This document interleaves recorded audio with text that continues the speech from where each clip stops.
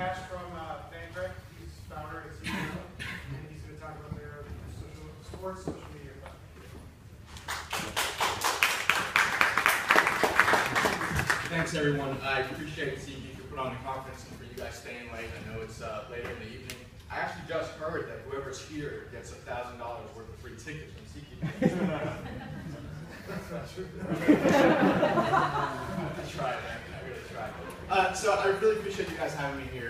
So obviously at Fancred, we're really passionate about sports. And Fancred was actually founded on the belief that sports has this innate ability of building really deep communities of fans, bringing together people from all walks of life.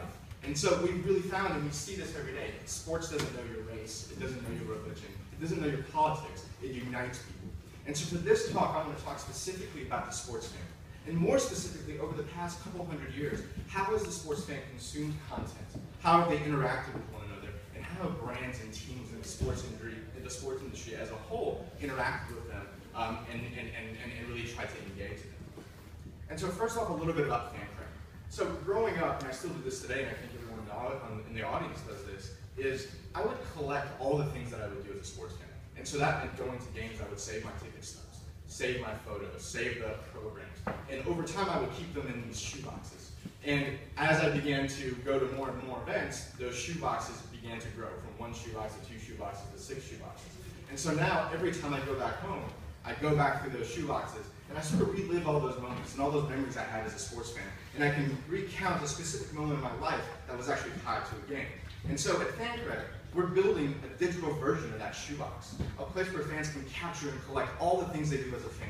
And that's whether it's going to a game and checking in, or taking photos with your friends, or reading your favorite articles and watching your favorite videos, giving fans a better way to sort of capture all those moments for themselves. But what's really interesting and what we've seen happen is from the things that you're sharing, from the things that the users are capturing, a really deep sense of community begins to emerge, where people are sharing and interacting with one another. And so that goes back to the essence of sports building communities. And so just a little bit about the company. Our mission is to build the world's largest sports community. We're headquartered in Boston. We're a venture-backed company. We released an iPhone app last year. We're on the web as well at fancred.com, and we're actually happy to announce that we're going to be live on Android in a couple weeks.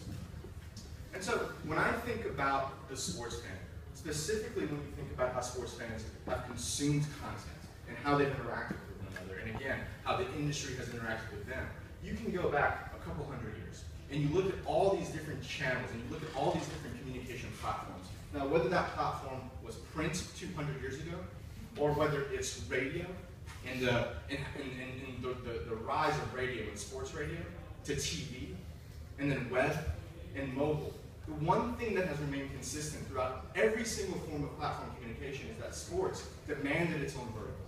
In all of these platforms, there were dedicated verticals specific for sports content and consumption of sports content. And this notion isn't necessarily new, but it always actually wasn't very popular. So when ESPN launched 40 years ago, it wasn't a popular notion to have a dedicated broadcast vertical specific to just sports. And so now, as we are really at what we believe, we're at the very beginning of mobile consumption. We think the next wave of sports consumption will be a dedicated vertical channel for sports fans outside of the broad channels that currently exist, whether it's social media, whether it's broad websites. We believe that there will be a dedicated vertical channel specifically for sports fans. And so if you look at sort of the sports fan today, and you look at 2 broad categories, you look at content and you look at commerce, what do we know about the fan? Well, we know that access to content isn't actually a problem, right? There's content everywhere. There's broadcast content, there's news content, there's social media content. All that content's available to you. The actual problem is that it's not personalized for you, and it's really hard to separate noise from signal. And so that's just one bucket that's pretty hard. We also know that on the other side, in terms of commerce, the sports industry as a whole, teams, brands, marketers, are trying really hard to actually find people, target their fans, engage them, and monetize them. I bet that if you do a count from every talk that was given today, the word data would probably be upwards of 50,000. People talk about data all the time. But the problem with data isn't necessarily finding data. There are a lot of companies that scrape the internet and pull data. What I think the problem with data is actually doing something about it. If a team knows they have a certain segment of fan base and understands that behavior, now what? What am I actually going to do with that data? How do I interact with them? How do I engage with them? And ultimately, how do I monetize them? So we think there's a huge problem, not only in abundance of content, siloed by itself, and even if you specifically look at live broadcast, every league is now its own broadcast channel. And naturally, tension occurs, and access to content becomes quite hard. It becomes quite difficult. So as fans, we're the ones that don't have access to the content that we want, when we want it, where we want it. And so we think the life of the sports fan is actually pretty fragmented. In the Fancred, we see this every single day. We also know that fans love actually paying for commerce, right? They love showing off their gear. They love buying tickets and going to games. They hate paying for content. They hate having to subscribe to different channels. They hate not having access to the things that everyone else has access to. But I think as an industry, we sort of ignored this. And we see this on Fancred every single day. People showing off their gear with pride, right? This is the gear that I bought, or this is actually the gear that I will buy. They love showing off the games that they've gone to and who they're with. But they actually hate not having access to content. So in this case, this person just wanted to watch the Bruins game, but the Bruins website wasn't streaming it, simply based on where they're located. And so we see a huge problem with the access of content, or in this case, not having access to content, that has sort of been in this industry for a very, very long time. And how we look at the industry of sports content consumption for sports fans is that we think that it's a time for this to consolidate. And not just give you a bunch of sports content, but content that's personalized to you based on your behaviors, the teams that you like, the activities that you have, the games that you go to. Understanding the individual behavior of sports fans and feeding them content in a really mature and smart way. So here's what it potentially could look like for a team.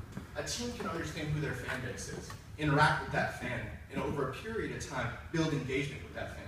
You understand the data, but most importantly, what you can't do elsewhere is you can close the loop and sell tickets and monetize it right in Fancred. So you're selling tickets, you can sell apparel based on that individual person's behavior. They know someone's a Mississippi State fan. They know that person has created and has bought tickets online before, and so they can sell the service.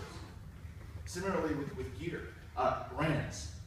They can use the same concept in understanding that brand behavior, developing a long-term relationship with them, feeding them content, and when the time comes, actually closing the loop based on the data that we have available. It's not, again, about the data that you have, it's what you can do with the data. And the third part that we think is really actually pretty exciting is broadcast companies. Broadcast companies allowing you to get the content that you want wherever you are, whenever you are, based on your behavior. So if you're a Red Sox fan living in San Francisco, you still should be able to watch the Red Sox team play, regardless of the cable provider you subscribe to or the apps that you have or don't have. We think that this situation and this process can give broadcast a really different audience and the ability to have content ubiquitous around. And so I talk a lot about taking all of this information and taking all of this content and consolidating it.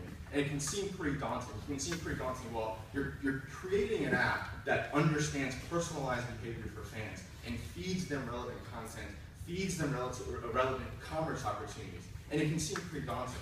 But the reality of it is that sports is actually pretty behind on the ball in this regard. If you look at other industries, it's already happening or it has happened in music, in entertainment, in travel. These companies have revolutionized the way they target their audience based on personalized behavior and feeding them content that's relevant to them at the exact time. And so we feel that sports is actually behind the 8 ball in this regard. And so we talk a lot about that. It is a daunting task, but what we actually see that's pretty uplifting and encouraging is when you look at Fancred today, some of these small steps have already been taken, where we have an active community of fans using Fancred every single day to capture their favorite moments, the game they go to, the picture they take, their favorite article, the video they love to see.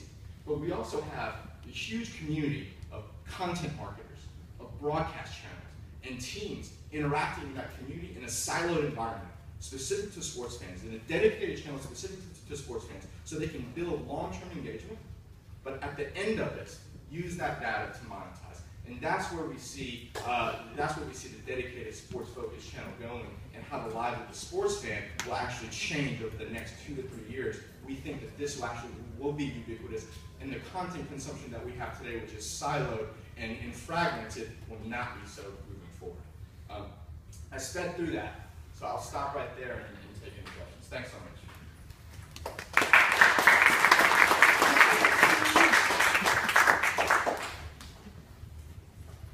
How many people work at your company? We have 11 full-time people. And so how do you guys choose to deploy resources between like user acquisition, user engagement, building the social network things for consumers versus onboarding revenue products like merchandise sales, content sales, things like that? We spent about a week fighting with one another, and then whoever outlasts that. I think that the tactic that we've taken here is that in order to create a dedicated channel where marketers and brands and teams and the sports industry at all care about that, is you have to have a pretty active community engagement platform. You have to have fans using this, right? So our tactic in building Fancred has completely been building communities that allows users to use this for themselves, right? So I want you to be able to use Fancred for yourself, where you're at a game and you're capturing your moments, or you're watching TV on your couch and you're capturing all these things, and a huge community means so much. Once you hit scale, I think the natural next steps are introducing commerce opportunities and introducing real broadcast opportunities at scale. We've chosen to build communities first. Yeah. So is your broadcast business model based on how to market? It sounds like you're mostly focused on how to market and sort of away from the whole market and the teams they follow. And if so, how are you working with the leagues and others who already have business in some cases? Yeah, no, we're actually focused on giving fans content that's relevant to them, regardless of their geography or market that they're in. And so as we begin to build communities and there is scale of those communities in terms of types of fans, I think at that point you have content providers that are interested in reaching those people. And it's always that chicken and egg question where marketers, content providers need an audience before they're actually going to share their stuff there. And so we're trying to balance that out. So for instance, again, I mentioned ACC Digital Network joined Fancred last week, and now they're pushing out content for any fan of the ACC network or any fan of any ACC team to be able to consume. And over time, we expect that. Yes. All right. Thanks very much.